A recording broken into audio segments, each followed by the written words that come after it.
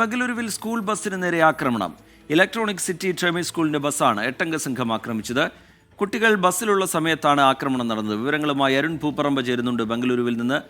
അരുൺ പൂപ്പറമ്പ, എന്താണ് പോലീസ് ഇതിനെക്കുറിച്ച് പറയുന്നത്? ഇങ്ങനെ ഒരു ആക്രമണം നടക്കാനുള്ള കാരണമെന്ത്? ഏത് രീതിയിലാണ് ആക്രമണം ഉണ്ടായത്? അതിന്റെയൊക്കെ വിശദാംശങ്ങൾ എങ്ങനെ, അരുൺ പൂപ്പറമ്പ?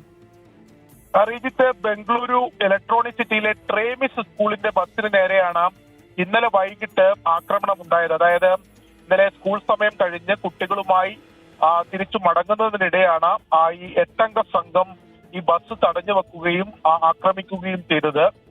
ഈ ഡ്രൈവറും ഈ സംഘവും തമ്മിലുള്ള, ഈ സംഘത്തിൽ ഉൾപ്പെട്ടവരും തമ്മിലുള്ള ചില വ്യക്തിവൈരാഗ്യമാണ് ഈ ആക്രമണത്തിന് പിന്നിലെന്നാണ് നിലവിൽ പോലീസ് പറയുന്നത്.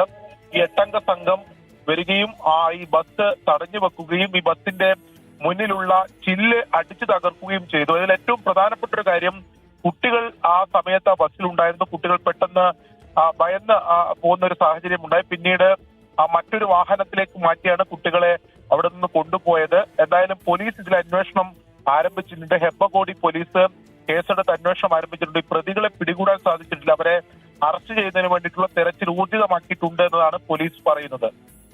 ശരി, അരുൺ പൂപ്പറമ്പ വിവരങ്ങൾ നൽകുകയായിരുന്നു ബംഗളൂരുവിൽ നിന്ന്.